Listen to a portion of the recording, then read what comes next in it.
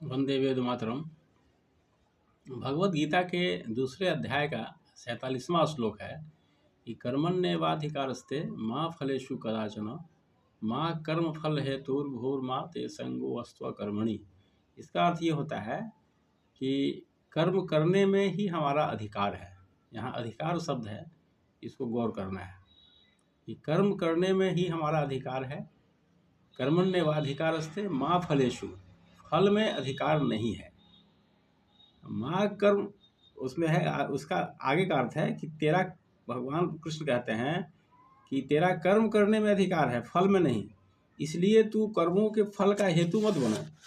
माँ कर्म फल हेतुर्भूर्मा ते संगो वस्तु अकर्मणि। कर्म का फल का हेतु मत बनना है और कर्म नहीं करने में भी आसक्ति नहीं हो, अर्थात कर्म करना है।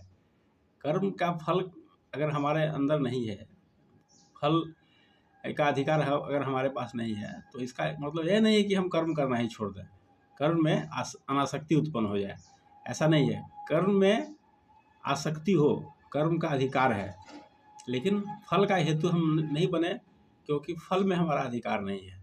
आज के युग की अगर सही बात पूछा जाए तो अनेक समस्याओं का समाधान इस श्लोक में है, खास करके युवा वर्ग में।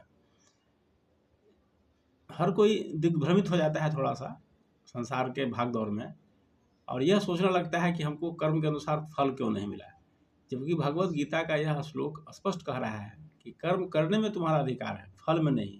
इसलिए फल का हेतु मत बनो। और हम लोग फल का हेतु बन जाते हैं, सोचते हैं कि भाई फल हमें क्यों नहीं मिला। तो इस कारण से अनेक प्रकार का टेंशन, डिप्रेशन का शिकार हो जाते हैं। आज यही कारण है कि सारे संसार में लोग डिप्रेशन के शिकार हैं। कर्म करने से ज़्यादा फल पर उनका ध्यान रहता है। खास करके आज युवा वर्ग, ऐसा हमेशा समाचार में ऐसा आता रहता है कि कोटा में या अन्य शैक्षणिक संस्थानों में बच्चों ने आत्महत्या कर लिया। बस हम केवल न्यूज़ पढ़ लेते हैं, समाचार पढ़ करके पन्ना पलट देते हैं। कभी इस पर गंभीरतापूर्वक हम विचार करें तो इसमें इसका क्या कारण हो सकता है और क्या निदान हो सकता है, वो सब इस श्लोक में छुपा हुआ है। बच्चे नासमझ होते हैं, उन्हें मार्गदर्शन नहीं मिल पाता है। इसमें समाज का भी दोष है और अभिभावक का भी दोष है। बस वही पूछते हैं कि तुम मेहनत से नहीं पढ़े इसलिए तुमको फल नहीं मिला, जबकि भगवत गीता कहती है कि फल विभाग अलग है, कर्म विभाग अलग है। कर्म विभाग में तुम्हारा अधिकार है, तुम जो चाहो करो, अच्छा करो बुरा करो, लेकिन फल में अधिकार है ही नहीं। तो फल का हेतु ईश्वर होते हैं। तो अगर हम इस चीज़ को अपने जीवन में उतार लें तो कहीं डिप्रेशन होगा ही नहीं।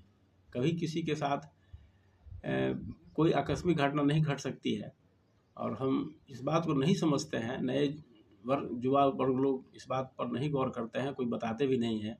तो कर्म से ज़्यादा ध्यान उनका फल पर होता है, इसलिए उनको डिप्रेशन हो जाता है और वे आत्महत्या तक कर लेते हैं।